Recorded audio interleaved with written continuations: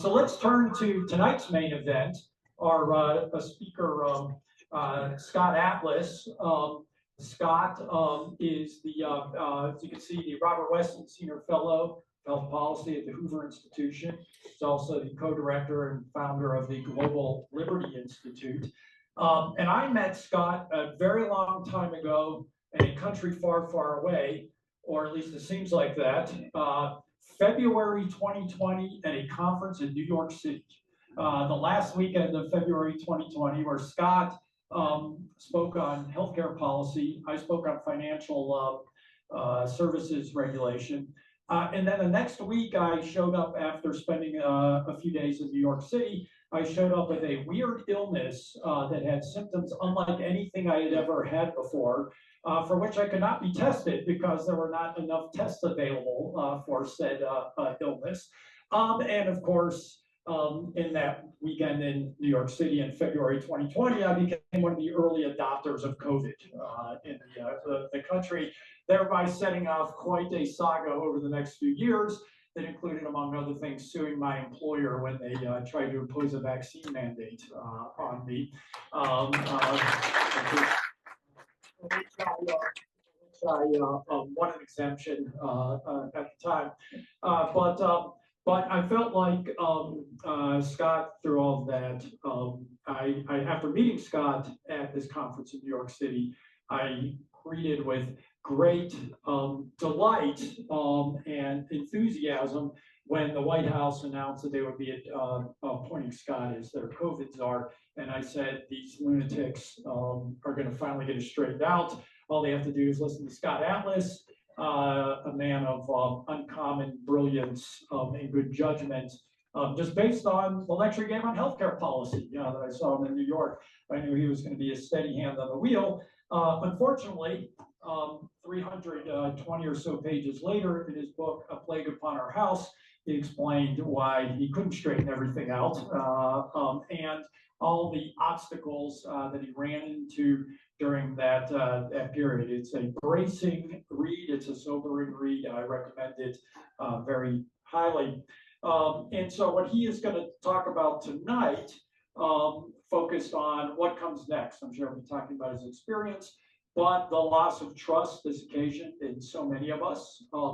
It is important that we have public health officials and public health agencies that can be trusted, that can look at the data. There are threats out there in the world. There are things we need to deal with. And it really is a crisis that we have so many people that we can't trust who are running this whole enterprise. And Scott is, again, a very sober voice on these sorts of things. So he's going to talk for a while, then I'm going to ask him a few questions, then we'll turn it over to the audience.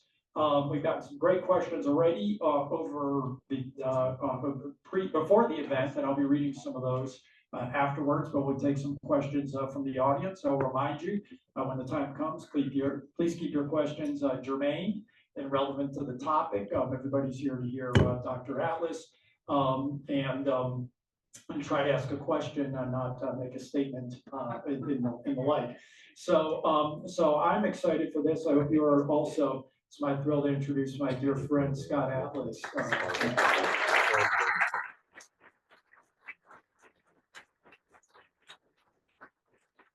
Okay, thank you, Todd, and great to be here. Great to see some familiar faces. It's always great to speak on the university campus because there's nothing more important than having our younger generation understand how policy works, that there's evidence for policies, that they need to be critical thinkers. And I think this is one of the big lessons from the pandemic for me is that there was a deficit of critical thinking here, and it really wasn't that complicated. Now, what I'm going to do today here is go through some of the data, because the data is not known. Even in people who say or agree with me or whatever I say, the data has not been visible or has been misconstrued or misstated or simply censored. And so I'm going to go through the data because that is the answer to why. We have to realize why trust is gone. before we can figure out how to fix it. Now, the other title of the talk could be this, and that is restoring freedom in an ethical society. Because an ethical society depends on truth. Because an ethical society, the way we understand it as Americans, depends on these freedoms that our country was founded on. And many of these freedoms have either been limited, restricted, or are clearly under threat. We cannot have a society that is the America that we know without having these freedoms, and we certainly cannot have a society where we cannot discuss these issues in a civilized way. And that too has been a real loss during these past few years, the lack of a civilized discussion with people who disagree. I'm going to start with Huxley's statement, facts do not cease to exist because they are ignored. What was claimed in the beginning of the pandemic that the SARS-2 virus had a far higher fatality rate than the influenza virus by several orders of magnitude, that everyone had a significant risk to die, that no one had immunity, that everyone spreads the infection and is dangerous, that asymptomatic people are major drivers of the spread, that locking down will stop or eliminate the virus, that masks will protect people and stop the spread of this virus, and that immune protection is only from a vaccine. And these things are all false. That really isn't what is hidden from people anymore. But what's hidden is these things were known to be false in the spring of 2020. Every single one of these things was known to be false. Another thing that was hidden was that the lockdowns were not standard pandemic management. The lockdowns were known from 15 years earlier for viral respiratory infections to be two things: ineffective and extremely harmful. This is written by the group credited with eradication of smallpox. This is Johns Hopkins. This was in the literature, and this is what they said 15 years before. For viral respiratory epidemics, request that all who are ill remain isolated at home or in the hospital, but encourage others to continue to come to work. That closing schools for longer than 10 to 14 days at the very beginning among students is not warranted. That canceling or postponing large meetings would not have any significant effect. That there is no basis for recommending quarantine of groups or individuals, and that screening passengers at borders or closing transportation, these actions are not effective, they are not recommended. That was standard pandemic management 15 years earlier. It was also widely voiced in national publications by March of 2020. In fact, in March of 2020, by three of us independently, and we didn't know each other at the time: John Ioannidis, who's at Stanford, David Katz, who was at Yale and wrote this in the New York Times, and myself. We all wrote within a span of about a week. And then Martin Koldorf, I put on this list because Martin, who's an epidemiologist at Harvard, couldn't get his paper published at all in the United States in March. So it was published in CNN Espanol. And then finally, others later wrote for targeted protection. What is targeted protection? Targeted protection meant two things: increase the protection of the people who were known high risk, which was known by March of 2020, and reopen society to stop destroying the low-risk people, including children. 7 months went by, and finally something else was written, well, the Great Barrington Declaration by Martin, as well as Sunetra Gupta of Oxford and Jay Bhattacharya, also of Stanford, and they basically said the exact same thing. And this was a very important document. Why? Because it gave a lot of people something to say, hey, I agree with that. And that's very important. That's the most important thing about speaking out, I learned, is that you empower others to say, yes, I agree with that guy. I'm not alone. I and others wrote, and I didn't go to the White House until July 31st, 2020. So I wasn't really there until August 2020. But in March, April, May, June, and July, I was writing and researching and publishing and interviewing, saying that we should not be isolating. It doesn't work. It's not medically appropriate. The data is in Stop the Panic, End the Isolation in April 2020, and putting forth the data on Science Says Open the Schools, because not only were healthy children at extremely low risk, minuscule risk, but it was extraordinarily harmful to close the schools, particularly, by the way, for poorer kids. In May 2020, I was approached by economists at University of Chicago, and these are people at Duke and at Hebrew University, who called me and said, Scott, you're writing a lot about the pandemic. It's not just that the lockdowns are wrong, they're killing people. It's the economic lockdowns are killing people. And while I worked at Stanford, I have a lot of friends who are economists, they weren't writing about this stuff. And so they said they want to write, these people wanted to write a paper, and we did in May. And in that paper, we calculated that, number one, the lockdowns are already proven to be extraordinarily harmful. That was known, but considering only the loss of life from the missed healthcare and the unemployment due to the lockdown policy, there were already more than double the amount of life years lost from the lockdowns than from the virus. This is in May of 2020, just after the spring closures. And we said explicitly again, to end the loss of life from the economic lockdown, businesses, K-12 schools, public transportation, parks and beaches should reopen with enhanced hygiene, with science-based protection warnings for high-risk people.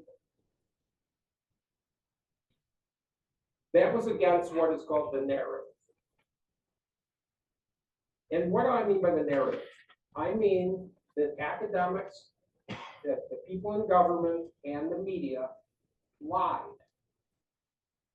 They said several things. Number one, if you're against the lockdowns, you're choosing the economy over life. That's a lie. In fact, I had put it in writing, and it was known for decades that when you have a severe economic downturn, you kill low-income people. This is factually known. It's not a new concept, easily calculated. Number two, they said if you're against lockdowns, you're for allowing the infection to spread without mitigation, the so-called let it rip, the so-called herd immunity strategy, all these things, which was an absolute lie. Okay, targeted protection is not let it rip. Targeted protection is increasing protection of people with a high risk to die. And I can say that there was never a single conversation in the White House. It was never said in the Oval Office. No one told Trump. Trump never said it. No one ever discussed letting people get infected. That is an overt lie, and it is an intentional lie to demonize people who are speaking against the narrative. Okay, that means those people are dangerous. This is very important to convince the public to do something that didn't make sense. And then the third thing they did was they said, there's a consensus that we need to lock down. And how did they do that? There wasn't a consensus.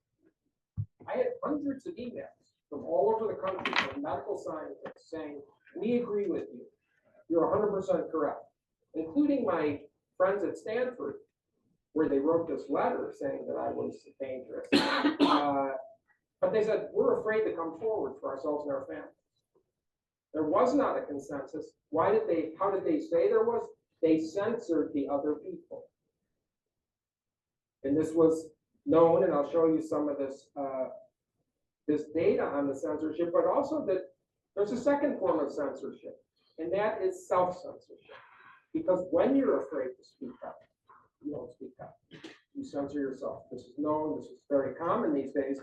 And that is called propaganda these days. And you'll notice that the word propaganda is in New York Times font. Now, here's the fact. The US enacted the lockdowns. And I call them the Birx-Fauci lockdowns. Why do they call them the Birx-Fauci lockdowns? Because Deborah Birx was in charge of the medical side of the task force. She was the person who wrote personally all of the official federal guidance to every state governor before I was in Washington, during my time in Washington, through the time after I left until January 20th, when Biden was inaugurated. She wrote all of the guidance. She visited all the states with or without the vice president on Air Force Two. The second person in the name of the lockdowns is Anthony Fauci, because Anthony Fauci was the most visible face of the White House task force. So people think he wasn't in charge of anything really, but he's viewed as being in charge because he was out there doing hundreds of interviews and was very influential. So it's in honor of him, the Birx-Fauci lockdowns. The policy guidance of Birx and Fauci, as you remember, was called 15 days to slow the spread, which was intuitively sensible because, okay, the purpose was to stop hospitals from being overridden.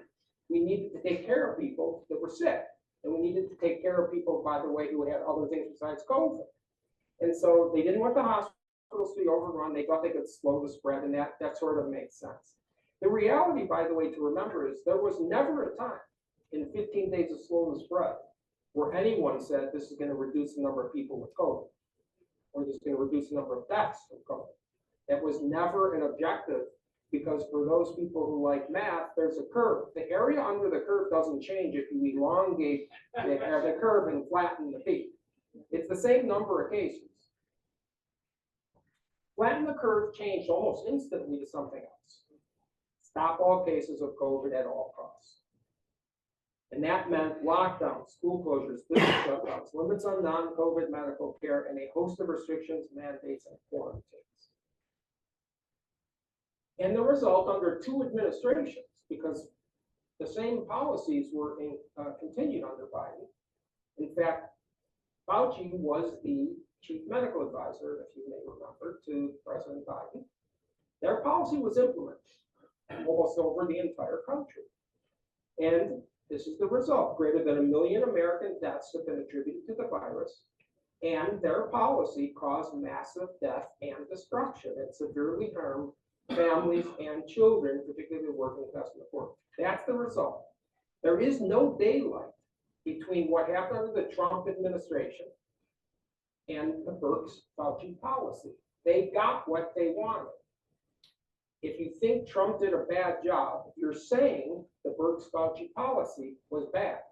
If you're saying Birx and Fauci were great, you're saying, whether you like it or not, that what was done under the Trump administration was correct. There is no separation. The lockdowns failed, I said. Why do I say that? Because that's the data. That's not an opinion. It's not arguable. This is March 2021, a study of 24 European countries. Quote, more severe lockdown policies have not been associated with lower mortality. That's the reason to do the lockdowns, to stop people from dying. This is the Stanford group, January 2021. They studied all the states and countries who do not find significant benefits on case growth with the lockdown. It did not stop or slow the spread of the cases. This is Agarwal, June 2021, USC and Rand Institute. The lockdown policies in 43 countries across the United States led to an increase in excess death. Excess death is death above and beyond what you would have if there was no pandemic. So it avoids all the problems of saying, okay, did this guy really die from COVID? No, well, he died, whether it's from the policy, from COVID, from head trauma, whatever. Lockdown policies increased the deaths. With longer lockdowns, the deaths increased. With earlier putting on the lockdowns, there were more increased excess deaths. And in the countries and states, excess deaths, it turns out, were falling before the lockdowns were implemented, but once the lockdowns were instituted, the deaths increased. You're not going to hear that study on CNN, by the way. You may not listen to CNN. This is Herbie, Johns Hopkins, January 2022. They did a meta-analysis. That means analyzing all the data. Lockdowns had little to no effect on COVID deaths per se, 0.2% on average. They have imposed enormous harms. They are ill-founded, should be rejected as a pandemic policy management. This is Kirkman and Casey Mulligan from the University of Chicago. They analyzed 50 states and Washington, D.C., quantified death, economic downturn, and educational loss. It turns out the states that did well included states like South Dakota and Florida. The states that did the worst, Illinois, California, New Mexico, New York, DC, and New Jersey, were the states with the most stringent lockdowns. That's the data. This is two administrations demarcated by the inauguration date of President Biden. This is COVID deaths per capita per day. What does that show? No change in the slope of the line. None. It's the same deaths per day under two presidents. This is not partisan. This has nothing to do with politics. The lockdowners and the experts who recommended them under two different presidential administrations owned the outcomes. They got what they wanted, their policies were implemented, their policies failed, killing and harming millions. How could lockdowns, by the way, directly kill people? Well, here's how. This is just the data from 2020 alone. Half of the 650,000 known United States cancer patients who are on chemotherapy skipped their chemotherapy because they were made to be afraid of going into a medical facility. 40% of stroke patients and half of heart attack patients were so afraid to go into a hospital they didn't call an ambulance. This is in the medical literature. 85% of living organ donations, surgeries, were not done. It's not like they didn't need the organs. 2/3 of cancer screenings were skipped in the first 3 months. What happens to people who skip that? What happens when they don't go into their chemo? Every doctor in the audience knows what happens. They come in later. They come in with more widespread disease. Many of them die. Severe child abuse cases brought to the ER skyrocketed by 35%. And most childhood vaccinations were skipped. This is just something you're going to hear about because we know that there's some kind of upcoming debate between Ron DeSantis and Gavin Newsom. And it may or may not be meaningful, but this is meaningful. This is the age-adjusted COVID mortality during the entire pandemic. This is Florida. Florida did better than 60% of states. California versus Florida. They're similar states in terms of large, heterogeneous, diverse, urban, rural, ethnic sort of weather, although obviously California has better weather than Florida. I live in California. This is excess mortality. It's not just COVID deaths. And remember this, the burden of proof is on the states that did the lockdowns. Florida was wide open. I helped Governor DeSantis. I was an advisor since March of 2020. I visited in August. We came down to press conference because he said, I'm opening the state, I'm opening all schools in August of 2020. And so Florida didn't do what California did, which is California shut all the schools. 15% of students were in in-person schools during 2020 to 2021 academic year, 15%. Lockdown businesses severely. This is California versus Florida, excess mortality. It's actually, Florida did a little bit better than California. The lockdowns were extraordinarily harmful. They did not save lives. And Florida did better than California because, yes, they had a smaller number of deaths, but they also avoided the enormous harms on children and businesses and low-income people. This is another thing you will not see anywhere, and that is, how did the world do? And we all heard about how dangerous the countries, the very few countries that didn't do severe lockdowns were. Who did the best? Who had the lowest percent excess death increase during the pandemic? This is Sweden at the lowest. This is the lowest in all of Europe. It's also the lowest in all the OECD countries, all the economically developed countries in the world. Sweden did the best, no matter what anyone else says.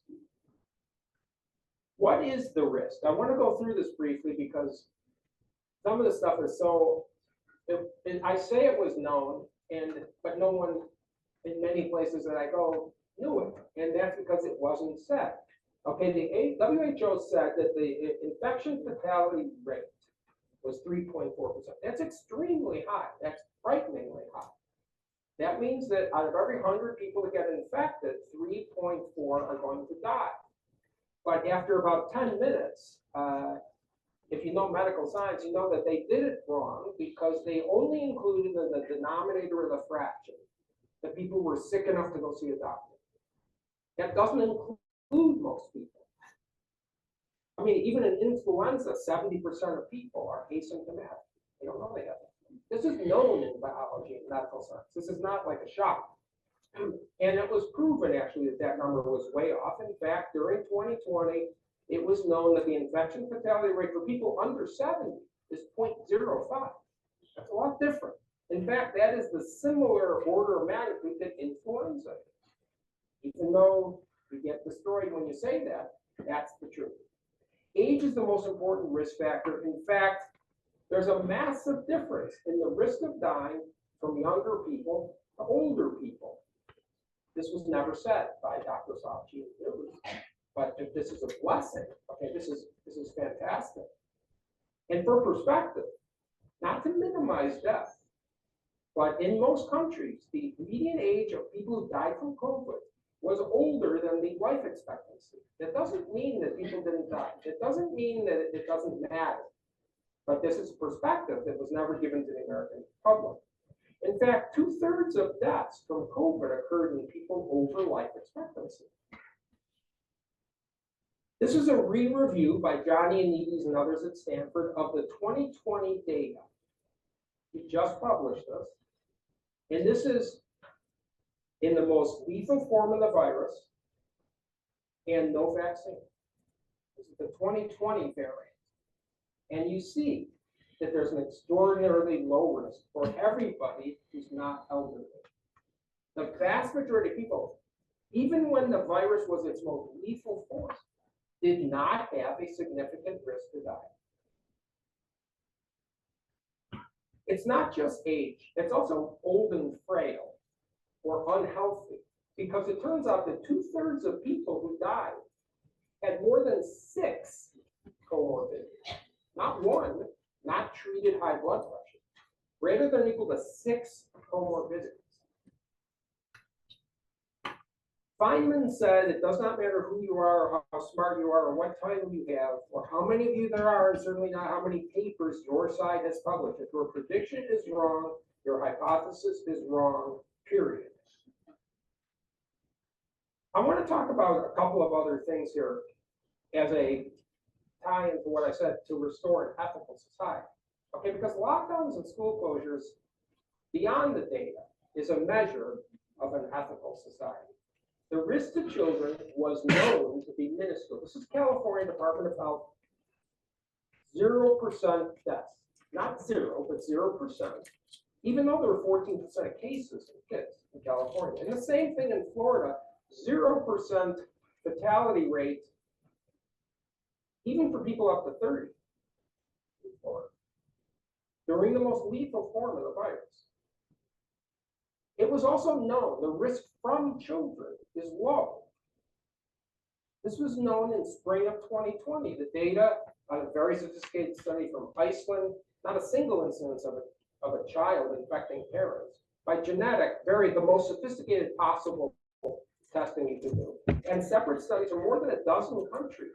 No significant spread from kids and no significant spread when schools were open to the community or to the teachers. We knew that spring 2020 and summer 2020. And we also know in the United States that teachers are a young profession. Teachers are a low risk population. Median age of a K-12 teacher in the United States is 41. I showed you the age data on COVID risk. 92% of K-12 teachers are less than 60. They're a low risk population. Doesn't mean that there are not some high risk teachers. They could have stayed home. They could have taught from a distance. You may not remember, but the teachers, they said, no, they're not going to teach from a distance.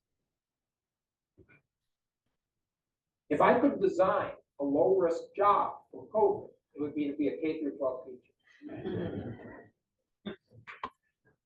In fact, the first thing I did when I went to Washington in August, basically, of 2020, was I said, okay, what's low-hanging fruit?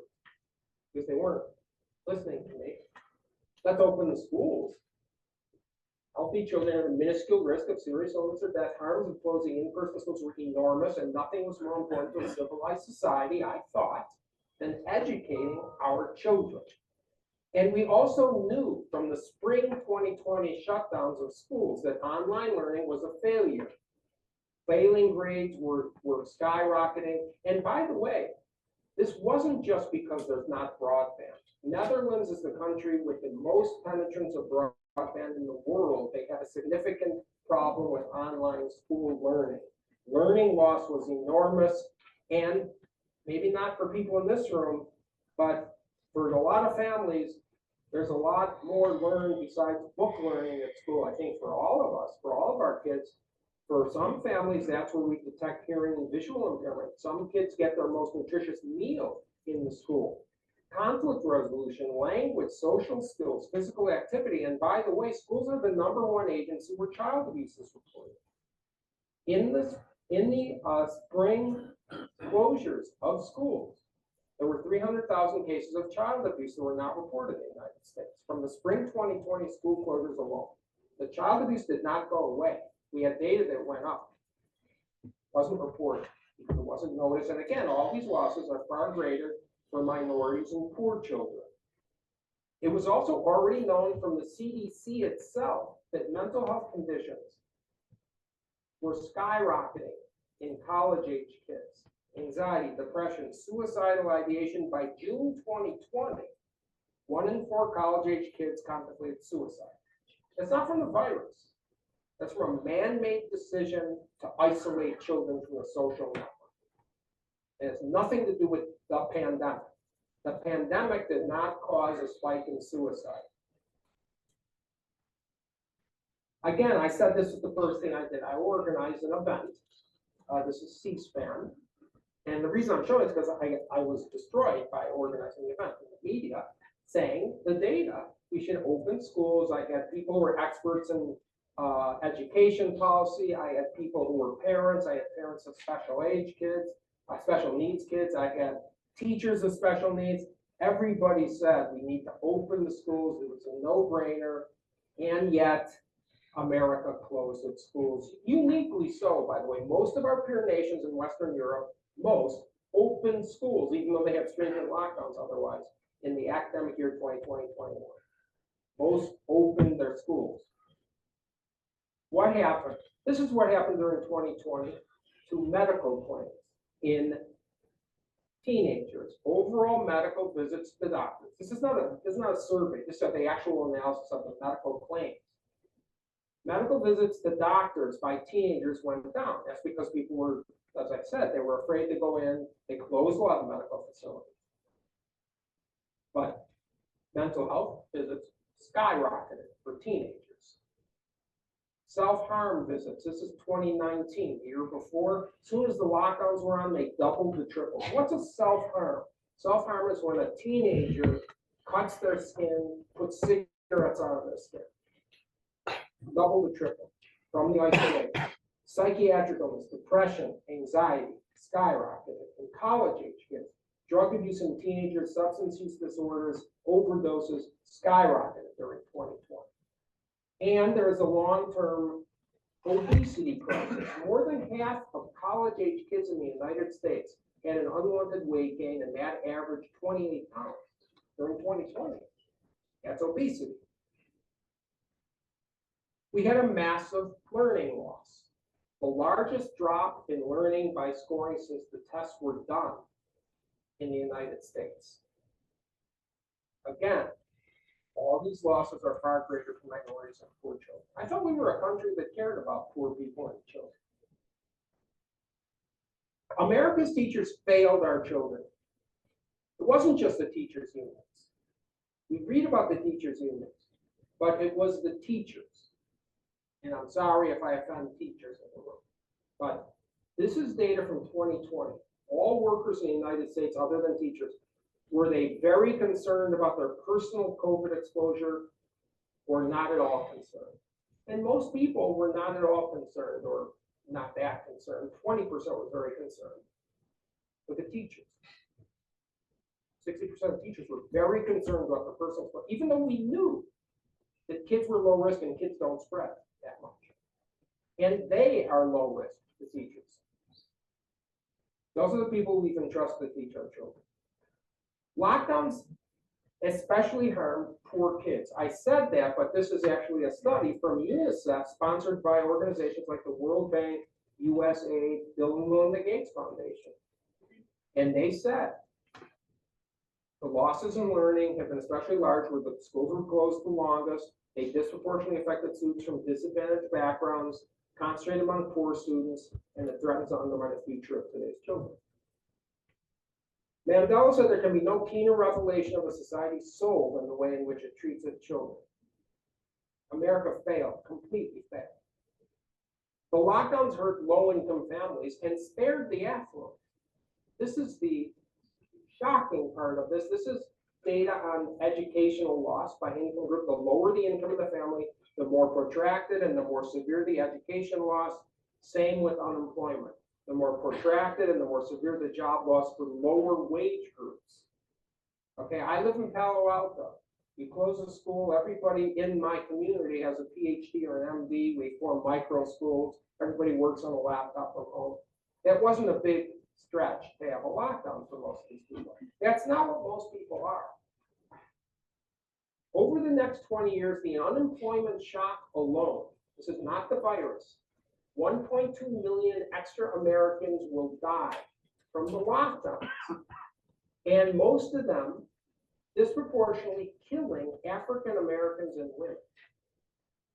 At some point, you judge a society by its actions, not its words. I always said the lockdowns were a luxury of the rich for obvious reasons. We were busy declaring essential workers as the people who worked in the grocery stores, delivered your food, delivered your stuff from Amazon. We sat at home and sheltered in place. History's most heinous public health fiasco is the Earth-Fauci lockdown. Lockdowns failed to protect the elderly, they failed to stop the spread, and they killed people, especially low-income and poor, and spared the rich. That's the science. The second measure of an ethical society are the vaccines. And I'm going to specifically talk about the vaccines in children. Because I've already shown you the risk of children, healthy children. This is what the UK advisory committee was saying. The margin of benefit is considered too small to support advising universal vaccination of healthy teenagers. That's the UK. Finland, people under 16 who are not in a high-risk group will not be vaccinated. Norway, for children who are offered the vaccine but who have not yet reached the adult age in Norway of 16, parents must consent. Vaccination is voluntary. Denmark, vaccination of children and young people under the age of 18. From July 1, 2022, it will no longer be possible for people under 18 to get the vaccine. What about the US? But we're never going to learn about how safe this vaccine is in children unless we start giving it. That's just the way it goes. That's the editor-in-chief of the New England Journal on the advisory meeting of vaccine approval in children with the FDA. That's a quote. You can find that. US public health ethics have completely disappeared in my opinion. This is a statement. If a school is implementing testing, testing should be offered on a voluntary basis. It is unethical and illegal to test someone. This is from 2020. No vaccines were even in the picture. Just to even test someone, unethical and illegal, who does not want to be tested, including students. That was on the CDC website in October of 13. That has been removed. That is not on the website. I have that statement. It was reported in the LA newspapers and elsewhere. They removed that from the website. What was different this time? Well, besides the fear It became ingrained in the public because I believe, after the WHO said this, and then these models came out that were way off, the public health people weighed in, but then we're in this era of amplification of everything, of fear induction by social media. That's my opinion about why this is so different. The second problem was that our media is uniquely poisonous. It's unique. This is a study from National Bureau of Economic Research about all the stories of COVID in 2020 in the English-speaking media in the United States versus outside the United States.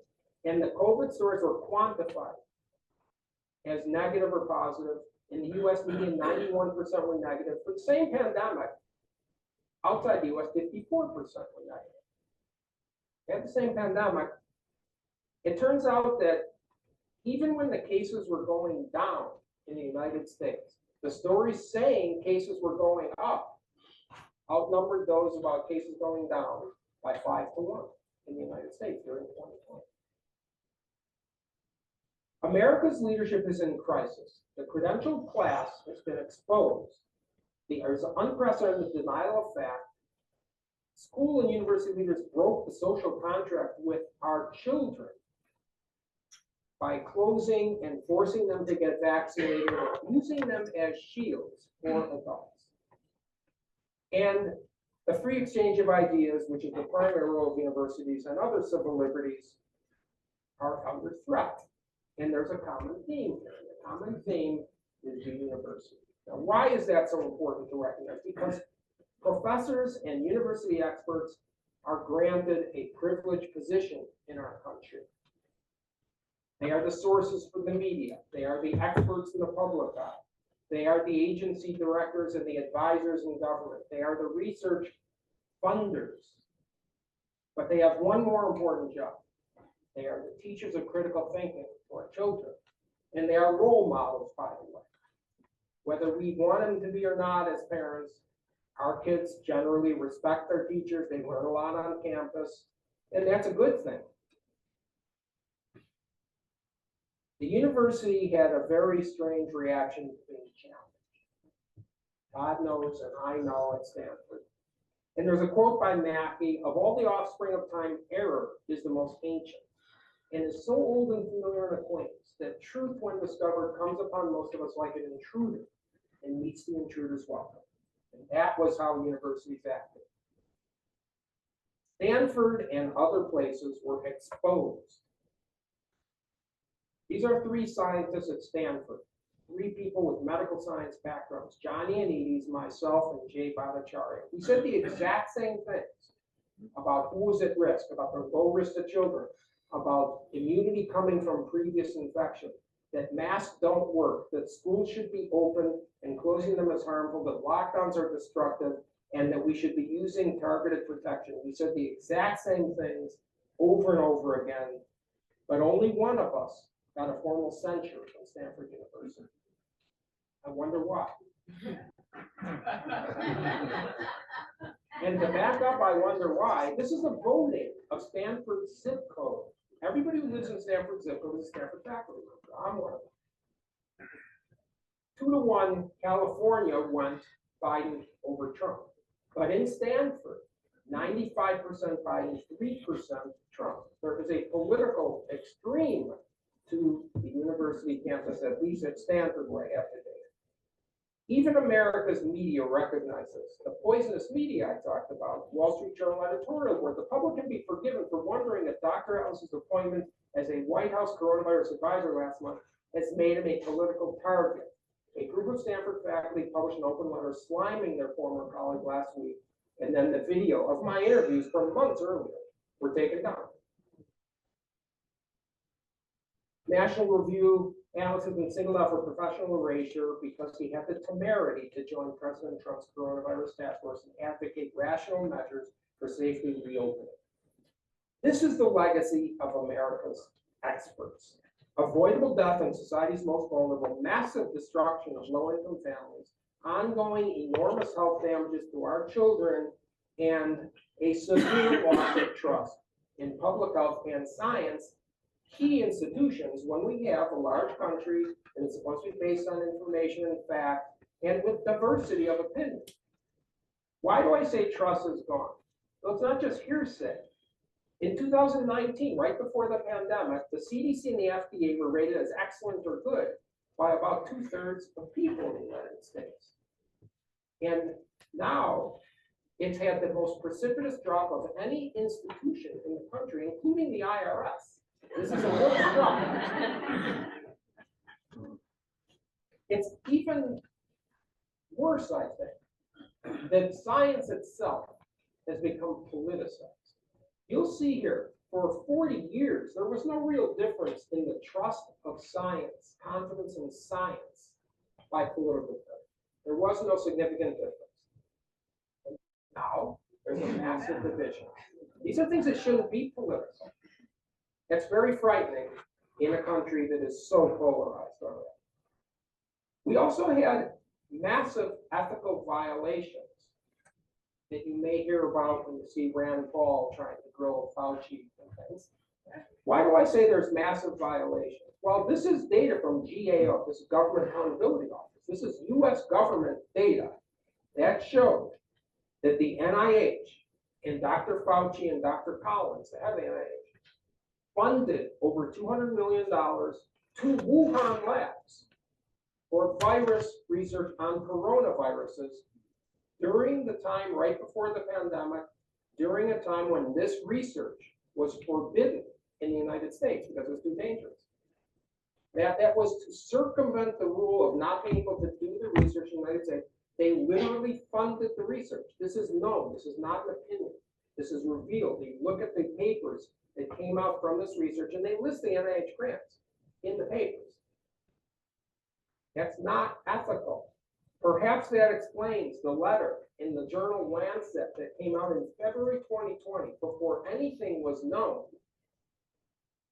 that said that anyone who says that the virus did not have a natural origin, meaning that said it could have been from a lab, they're conspiracy theorists. They were saying this was known in February 2020. Why would they say that? These people are all scientists whose careers depend on NIH funding. Every university scientist's career depends on NIH grants. You cannot get promoted in university as a scientist without an NIH grant. That's generally a true statement.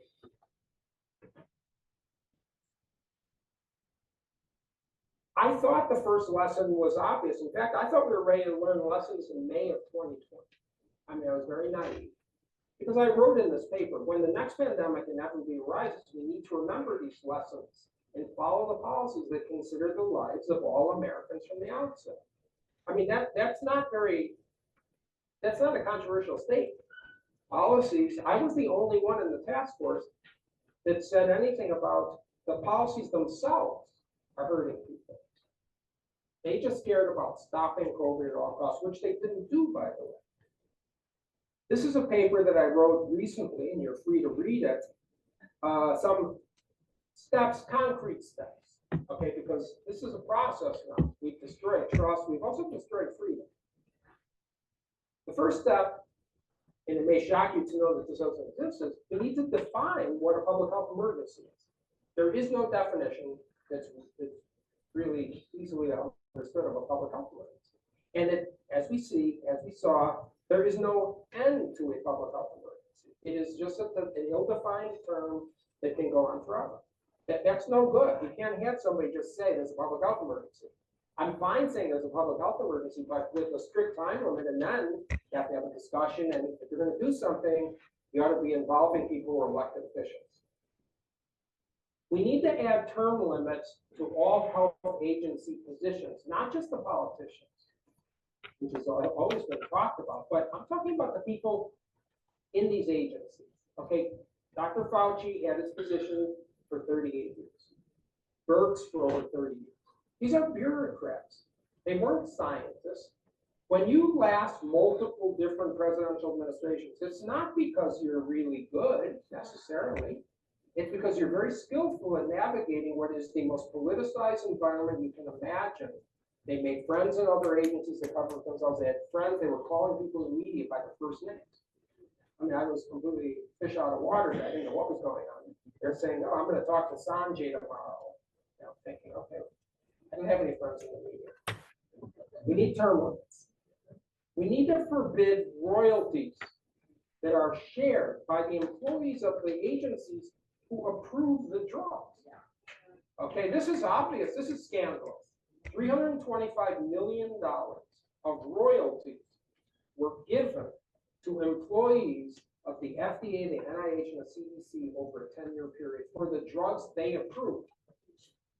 Okay, this is just an overt conflict of interest that just cannot stand.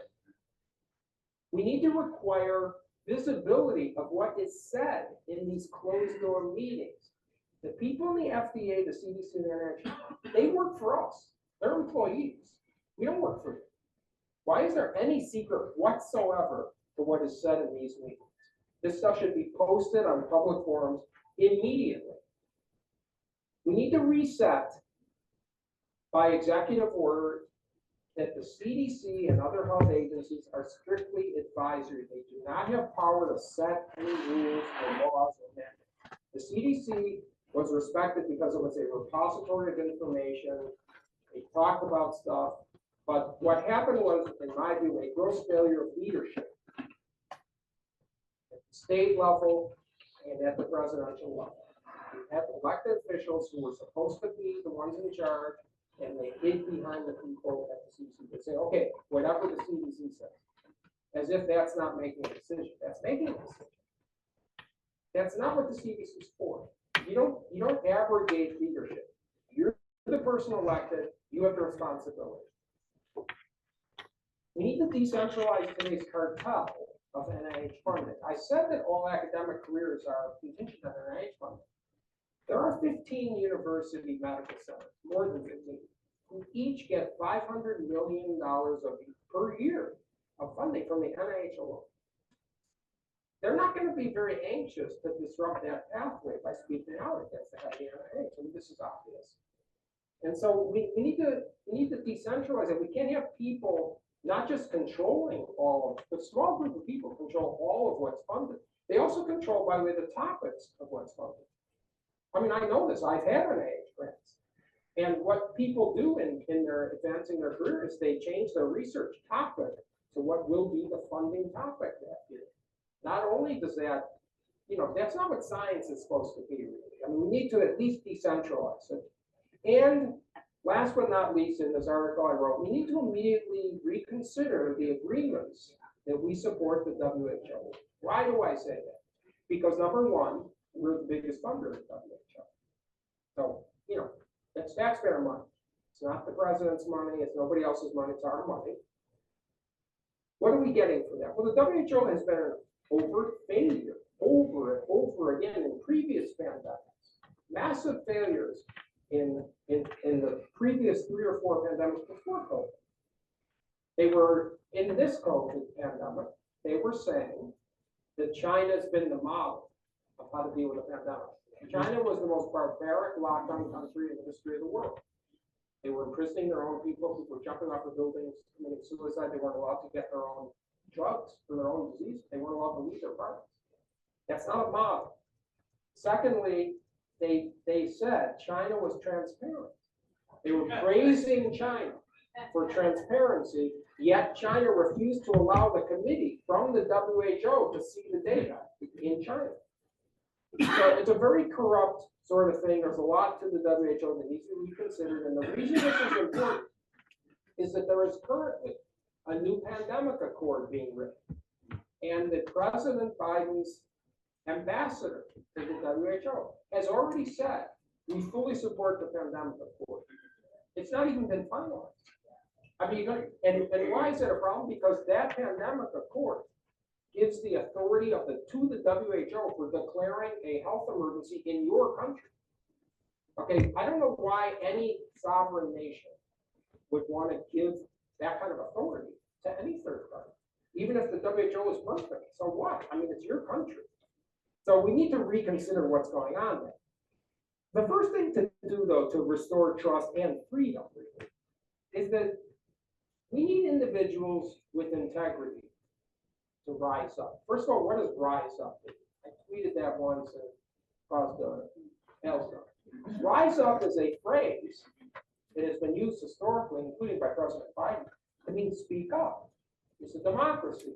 You're not just allowed to, you're obligated to speak up to save the country. You're a citizen of the country. When I was censured by Stanford, not a single person had the courage at Stanford to say something public. Even though they said things to me on the street, we supported it, we just didn't, only one person was public, and that was Martin Kulldorff at Harvard Medical School, who wrote to the Stanford newspaper, I would be delighted to debate, if Atlas is right, with any of the 98 people in the medical school who signed it. And guess how many people took them up on the challenge today? Of course. We have a massive deficit, though, in courage in this country. We have to face up to that. Now, will these people apologize? Well, it took 359 years for the church to admit that the earth moved, that Galileo was right. So I'm not going to hold my breath for an admission of error. Lastly, when I speak on campuses, I always tell the students this, if nothing else, right is right, even if nobody does it, wrong is wrong, even if everybody's wrong about it. Thank you very much.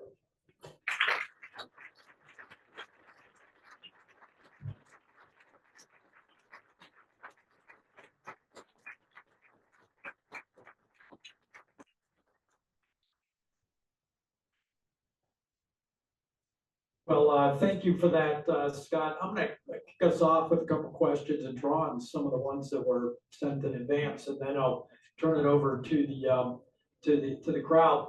I noticed the other day Peter Daszak, however you say it, right? The guy who was primarily responsible for, very involved in funding the gain of function research, has announced he's starting a new organization to restore trust in public health, which I compared on Twitter to, in related news, Sam Bankman-Fried is getting together with a bunch of cryptocurrency guys to study why there's a loss of public trust in cryptocurrency. The question I have for you is, what's so striking to me is these guys, can these guys really be this oblivious? I mean, can they really not understand what they've done? I spoke a couple of years ago at the American Association of Law Schools, and I give them credit for inviting. It was me and like 5 other law professors are all promoting the loss of faith in the universities, and it must be all these ignorant Trump supporters and people don't understand. And finally, after about 45 minutes, I said, really? Really? You don't think anybody has any legitimate concern about what's going on in universities? And they just looked at me. 300 people are like, I never heard that before, right? That you're concerned about free speech. And you're like, what's going on with these people? I mean, is it groupthink? Is it arrogance? I mean, doesn't recovery start with admitting you have a problem? Well, I mean, I think restoring trust starts with admitting that you made a mistake. I think that is a serious point to make. We're not going to get there, unfortunately. I think everybody who's married, and I am, knows that it's very valuable to say you're wrong. But it's very serious because, particularly universities, they're not just supposed to be the centers of free speech. They're also modeling behavior for children. And when you read the Stanford Daily, which is the New newspaper, I mean, they just really mimic a lot of things that are said by faculty. Are really, it's not just academic freedom, it's really character assassination, and just really not human decency, the way that these people are acting. I'm talking about the faculty members now. So there is to get to your question, there is a serious divide. I mean, I think we all know this in the country. We're living in parallel worlds. We have a complete division of what people perceive. I really believe that, and I'm not sure why that's new. I don't know if that existed before or not. I'm not a political person. I wasn't really aware. But it's certainly true that there is a different world. The media is very divided. It's very sort of polarized. And also, people are dug in, particularly about COVID. Because Because if you have people admit that they were wrong, first of all, people's careers depended on what they were saying, and they're all over the lockdowns and the masks and all the stuff and the vaccines. But secondly, a lot of people died. Okay, massive destruction. For somebody to say, you know what, I was wrong, I think that takes a lot of integrity, and I think we know that they don't have integrity like that. So I don't think, I think that they're going to continue to dig in. I'm also concerned that these public health emergencies will be invoked for other things. There will be other pandemics. Climate change is potentially a health hazard, and depending on how you put it forward, and there could easily be, and I actually think there will be various forms of lockdowns to address these things. And so it's very important that the public becomes aware. You can't blame people all the time. I'm always told this by people who are friends of mine, and it's true because we were filtered information. Most people don't have the time to dig into the data, and they heard the story, so they're not necessarily to blame. The information was censored. The information was limited. And so it was partly that there was a perception that these people are nut jobs. They're saying the lockdowns aren't correct. So that it's going to be a while to fix that. But I think I do believe there's an arrogance because these people are in control and they've had it their way. They run the universities generally. They run a lot of institutions. They're friends with the media. The media amplifies them and demonizes them, the other side. And so there is they're living in their own bubble. But I think, unfortunately, we're so divided as a country that most of us are living in some sort of a bubble. That's a problem. Because what's so striking to me is so much of what happened just feels like gaslighting, like intentional gaslighting. I think about, I knew something wasn't right as early as spring 2020 when the claim was anybody protesting against the lockdowns wanted to kill their grandmother and should be thrown in jail and their First Amendment rights should be suspended. And then just a few weeks later, we had these massive BLM rallies that the public health officials said should be celebrated, and the most obnoxious authoritarian politicians like that communist in New York City, I don't remember his name, thank God anymore, were leading the rallies, right? And I thought, I mean, what is going on? And the same thing when I brought my lawsuit, my natural immunity lawsuit, which is there have been hundreds of studies throughout the world. Not a single one has ever found that the vaccines were more protective against infection or serious illness than natural immunity, and they never will. And the reason is in case anybody doesn't know, natural immunity generates mucosal immunity, which is in your nose and your mouth. That's where the virus enters. The vaccines just provide protection against systemic illness, but they don't provide mucosal immunity. So they never could, never will. And I learned that, verified, a week after Anthony Fauci stepped down as head of the NIH. He published an article where he said, just like the influenza vaccine, we knew the COVID vaccine could never protect people from infection, right? And it just feels so brazen and in your face gaslighting that I just wonder what's going on. Well, I think this is why I go through the data. I mean, a lot of people say, oh, well, we're done with that. Well, we're not done with it because there's a line going on. You're going to see, I'm going to make a prediction here on the Newsom DeSantis debate. Newsom is constantly saying California did better than Florida. California did not do better than Florida. That's just a lie. That's not the data. But he's going to say it, I predict, because I've heard him say it. And it's very difficult when people listen because, people are going to say, well, who do I believe, kind of thing, because people aren't going to go and dig into the data that I just showed. So it's a problem, and therefore the solution to misinformation, if I can say this, is not censoring, not having someone determine truth. It's more information. That's the only realistic solution. We need to trust the people. People are thinking people. That's the difference between an animal and a human being, is you have the ability to reason, and no one should be in charge of filtering information, in my opinion. So the best solution is just to have as much information as possible and let people think. I'll ask one more question and turn it over to the audience. I just have to ask this question. A couple of people online asked this, but in the same way. But on page 185 of your book, you describe an incident after meeting with Redfield.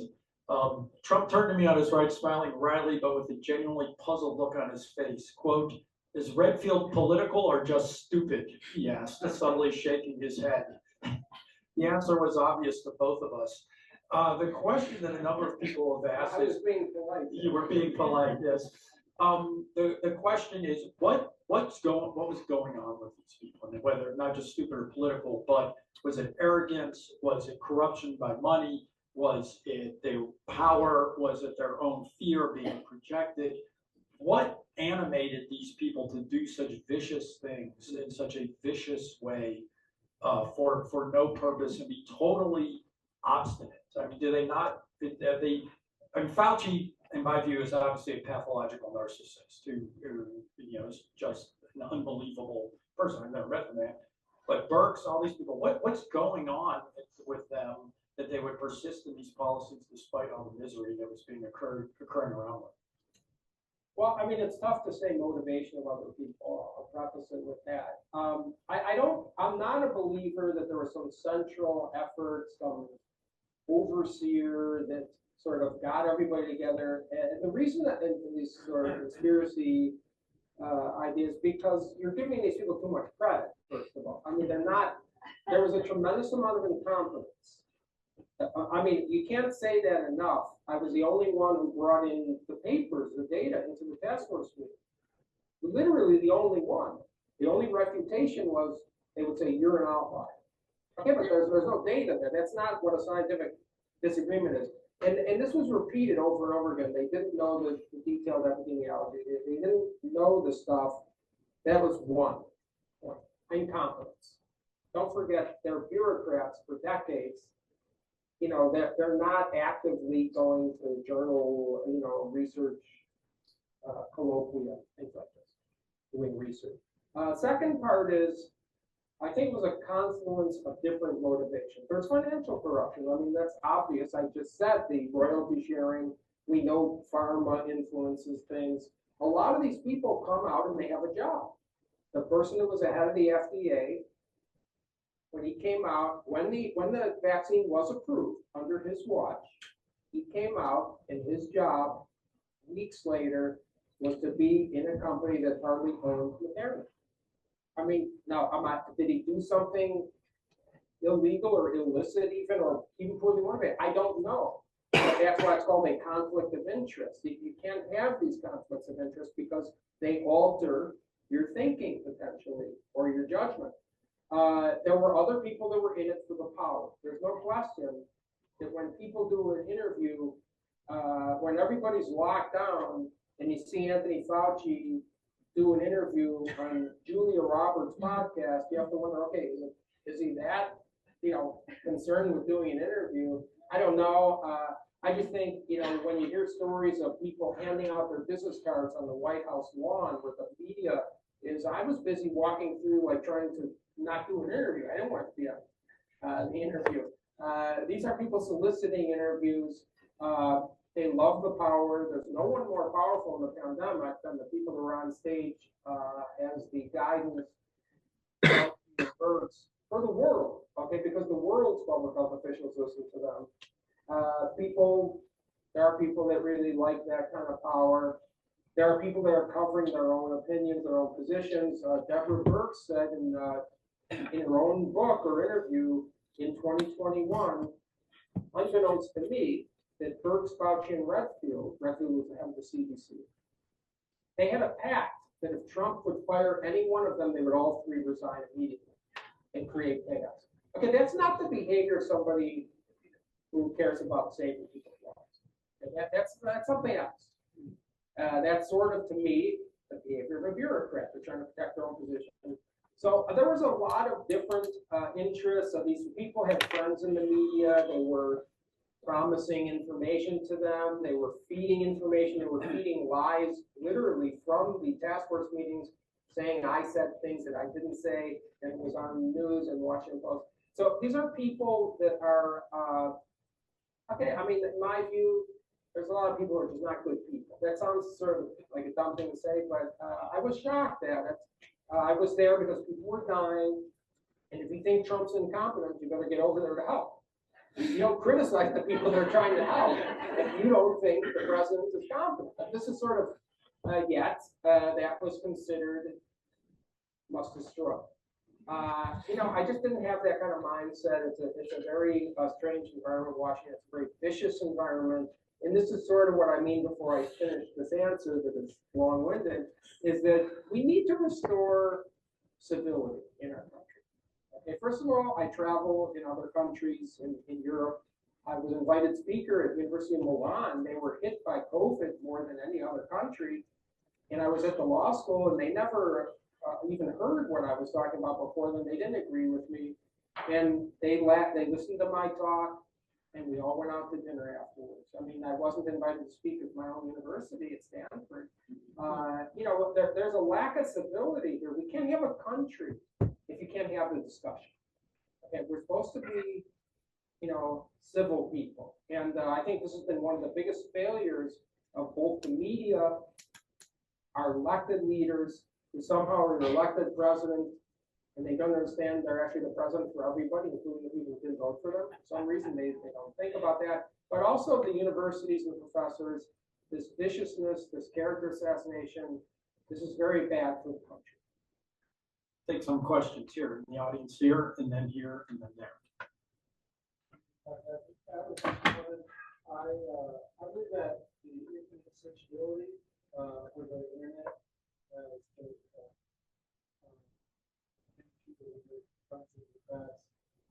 Perceptive will say, well, I have my own experts with their own facts.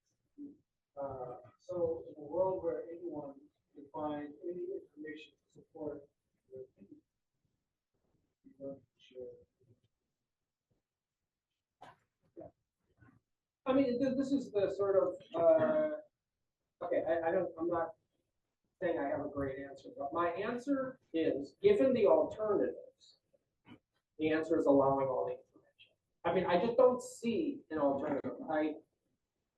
I'll give you an example where it was practically sort of shown to be good to do that, to trust people, is Sweden. Sweden, contrary to what people think, Sweden didn't do nothing during the pandemic. Sweden said, okay, you shouldn't go, if you're old, to a very crowded place. You shouldn't really go to a restaurant that's crowded if you have a high risk.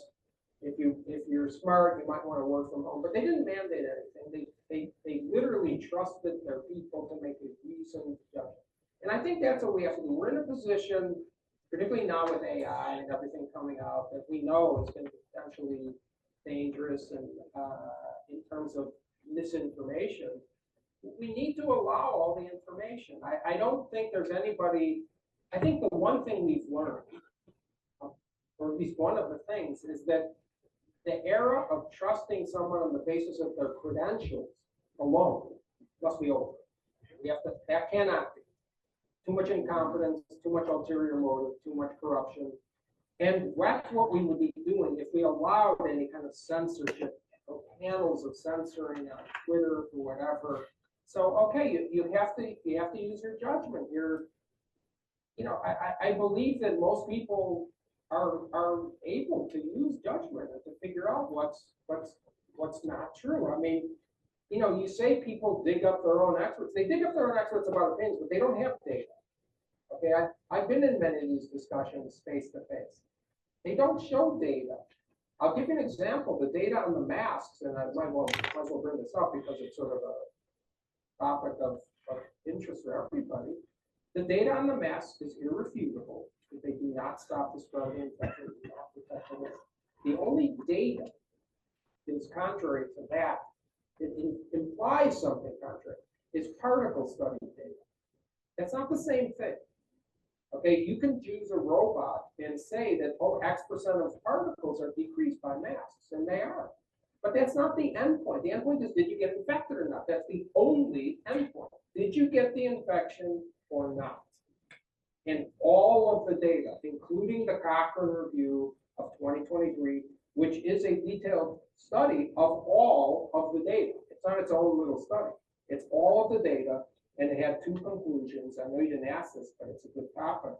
The two conclusions by the lead scientist who wrote it, by the way, is number one, masks do not have a significant impact, surgical masks, on the spread of the infection, and two, N95 masks are the same as surgical masks. That's what he said, and when he was asked about it afterwards, he said, masks don't work, period, full stop, quote unquote. That's the head of the Cochrane study. This guy was the director of the Oxford University Center for Evidence-Based Medicine. He's not a lightweight. But again, like we have people who refute that with, well, but Joe Blow says masks work. Anthony Fauci says wear 3 masks. You know, Anthony Fauci, by the way, in July of 2020, in an interview said you should wear goggles. And it was so ludicrous that the media didn't cover that because they knew, okay, that's going to undermine it. And he was quoted, you could find it. It's an important point about the credentials. A friend of mine asked me, he said, my doctor said the RSV vaccine or whatever is 85% protective. And now I knew I have to ask, say, did you ask him whether that was absolute risk reduction or relative risk reduction? And obviously that was relative. The absolute risk reduction is like 0.02%, right? But basically at this point, you've got to advocate for yourself. Let's take Trent here in the middle and then try to keep our questions and answers short so we can get everything in. You've shown us here today that many known false claims were made regarding the threat of COVID. Others were censored, standard predictive procedures were disregarded, procedures that knowingly caused and continue to cause harm were implemented instead. Were these harmful, ineffective, dishonest policies put into place for social engineering purposes? Or for what reason were these knowingly counterproductive? Yeah, I don't know. It's hard to again say motive, and I sort of tried to answer this before, but I can give you another piece of the puzzle. Was that the people that were in charge, Birx, Fauci, and Redfield, they were all working together as friends and colleagues on the HIV era. And HIV, as everybody knows, is a virus that is blocked by a barrier, is spread and traceable to contact tracing. It's not the same model. And I do think that was part of it, that they had a different mindset. I think that people were afraid themselves. They were afraid of the responsibility of getting up in front of the world and the podium in the president's press briefing room and saying, okay, this is what we should do. And I think there were people that were just sort of, not up to the task. I don't think it was a conspiracy because again, it just doesn't make sense. It was, too complicated. They were all over the place in the beginning. You could read the contrary opinions that were sent by the same so-called leaders over and over again. So it's hard to ascribe a motive. I think there was just a massive failure on very different levels for a lot of people. Interesting. We'll take here, and then here, and then maybe all we have time for. I apologize if you're on that time. So.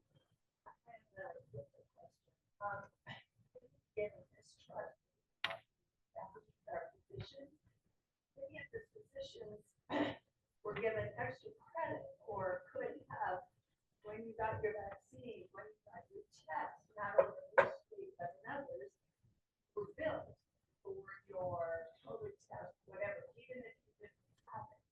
And we would love to have that back. Why did physicians, emergency rooms, whatever, after the beginning, we understand nobody really knew and they were finding out. But to this day, still many billings are getting done for tests that were never finished, but it was recommended. So money comes back. So my second piece of it, we have discovered here in Colorado that we have a backlash that is going to open, I assume it's to the NIH up in Fort Collins.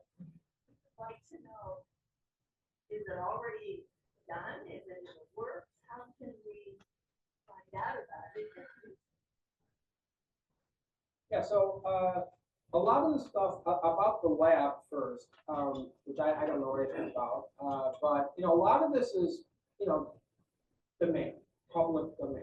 Okay, we need to be engaged as a public. We do have impact. I think you can't minimize how politicians respond to their potential voters. That's their job is to get elected, apparently. And that's all they care about in many cases, sadly. So you need to make your voices heard. You need to demand the transparency on whatever's going on in the lab. I think this is sort of just like the school board stuff out in Virginia and everywhere else that's now becoming very important to parents, rightfully so. You have to make your voices heard. In terms of the doctors, I mean, there were incentives in the beginning, and this was, I think, well-intended. A lot of things are well-intended, but they have, unintended negative consequences. And so one of the things was that doctors in hospitals particularly were paid extra money when they were treating COVID patients because they thought they were needing extra money to treat COVID patients early on. And so it turned into a supplement of a lot of money, tens of thousands of dollars per patient, if you put down COVID. I'm not saying that people put down COVID necessarily when it wasn't, but it's certainly possible. And there were certainly definite data on people were called COVID hospitalizations. This is in the medical literature. 40% of children hospitalized for COVID, when the charts were reviewed, they didn't have any symptoms of COVID. Zero. They had a positive test, but they were hospitalized for appendicitis or a broken ankle or something, but they were categorized as a COVID case. So the data is messed up, and some of it was financial, probably. I don't think it was all ill-intended, but we need to get a handle on that. And again, like at this point, you mentioned testing. There's no reason to do testing at this point for COVID. Why do I say that? Because it's endemic. This virus is endemic. It will never disappear. It is undulating like this forever. There's something called the animal reservoir. You cannot eradicate a virus if it's in the animal reservoir animal population. It's never going to go away. It's endemic. There is no reason to be frantically testing for COVID. This is like completely insane. I'm going to apologize. You won't get to all the questions. What I'm going to ask is to throw myself and ask here and here. You two can both ask your questions, and you can answer them both together. So I just want to comment on your title, which is Restoring Trust After COVID. I think that's a great title because to leave a legacy, Fauci's, the Burks, the Walensky's, the Collins are an erosion of trust in our public health organization. And that's going to really suck when the next pandemic helps. And if there are people doing the right things, people are not going to trust them. So just comment on that. So my question relates to, I'm sure you saw former U.S. Surgeon General Jerome Adams recently saying the whole Twitter thing, advocating schools reopen to affect his advanced herd immunity. Obviously, I think it's a very creative interpretation. As we knew back then, there was a problem. The fact that kids just don't get sick, and we've talked about that. And so my question is, what is your response to that, Scott? And was it a mistake not to open the schools early, which I think you have answered, but I'll let you answer, with what we knew back then and now with the benefit of hindsight. So what do you say to particularly Jerome Adams? Let's get one more question here, because I was going to ask you to respond to Jerome Adams also, so I'm glad you asked that question. Okay, well, Sue, thank you for the talk. I'm wondering what Trump has come on very strong views of lockdowns. Yeah, I'm going to answer that one first because it reminds me of one of the really the first time I was called up in July. Would you meet and just talk to the president? So I thought that was nice. I'm an American, president of the United States. If one's asked me questions about an emergency, the answer is obviously yes. So I went in, and one of the first things I said to him was, you should have said hydroxychloroquine doesn't work. Everybody was saying, you better investigate. And that's sort of what you get it. Trump came out early on against, in a very sort of common sense way, without knowing data, saying, okay, we shouldn't be locking down, it's going to destroy everybody. And he said we shouldn't be closing schools. And then he was persuaded, I wasn't there at this time, but he was persuaded to say, okay, well, we'll do it, short term, and then everybody remembers, so they're open at Easter, we're gonna open at Easter. He kept like saying a different message from the official White House task force, which was the policy. So, I guess your question is somewhat, was it political in the beginning? And I think it probably was in the beginning. Because in the beginning, as you remember, Trump said, better stop the flights from China. And his opposition in an election campaign said, no, that's racist. You can't do that. Quote, go embrace your Chinese American friends. This was said. And, fine. But that was reversed right away. And so it was probably political in the beginning. I don't think it at all. It was far more than political. It was all over the world. It was an obsession. It was all kinds of things. It was a lot of people involved, and I don't think it was political, but I think it could have gone a different way because that February Lancet paper, that it's a conspiracy theory, it was safe, it's not natural. That came immediately after Trump said, hey, wait a second, there's a lab doing research right down the street, maybe it's out in the lab.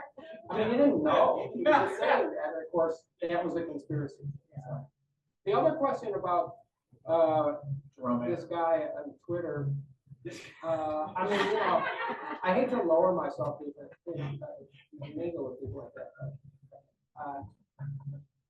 This is a lot. We are watching an Orwellian rewrite of history. Okay, and that is part of 1984, and we are living it, where a couple things. Number one, they're trying to blame people who disagreed with what was implemented for the failure of what was implemented. Okay, that is, if you just can get your hand around that sentence, this is insane. Second thing is, no one said we want the kids to be infected. No one. When I said, by the way, when low-risk people, I was trying to explain herd immunity. You'd think the people in the task force understood what that word meant. It's not that complicated. And I said, if people are low risk and have the infection, by the way, that is how you get herd immunity. But I never said, we don't want people to get infected. And it was absolutely never said. In fact, I was on record in all those papers I showed Ann Moore, dozens of publications in the spring, summer, and fall of 2020, in writing, and on multiple interviews. You can find them if you're totally bored and want to watch something. That where I said, we're destroying children. These are the harms. The CDC was saying the harms. We're letting these college kids kill themselves. All these health harms from shutting down schools. This is a heinous sin, what we're doing to children. We are killing them, destroying them, particularly poor children. I was the only one in the task force during the 4 months I was there that ever brought up the harms by shutting down. In fact, Fauci said at one point that's not his job. Okay, that's the advantage of somebody. I'm in health policy. I've been at Google Institution doing health policy for more than a decade, full time. And that's the value of somebody who's in health policy. We talk about the economic aspect, the civil liberties, the destruction from X, Y, or Z, from the policies. You don't want somebody who's a virologist to design policy. You don't want an epidemiologist to design policy. I was criticized for he's not an epidemiologist, as you may remember. And I'm proudly not an epidemiologist. But I have a funny story, which is Martin Koldorf once wrote me an email. And he said, by the way, Fauci and Birx are not epidemiologists. I thought it was sort of funny. They're not. I remember Anthony Fauci Fauci said that the fact that people are losing their jobs and their businesses was, quote, inconvenient, unquote. I noticed he never missed a paycheck during the pandemic. One last thing, Scott also hosts a podcast. I've been pleased to appear twice on that. One's talking about the law and emergencies, and one's talking about woke law. It's a great podcast. You got great guests, Independent Truths. You can get it wherever you want. It's outstanding, fascinating stuff with a lot of different guests. On behalf of the Benson Center, I want to thank you for being with us here tonight, Scott. And I hope all of you will come out next semester to see Chris Rufo and the rest of the show during next semester. Thanks, everybody, and thanks, guys.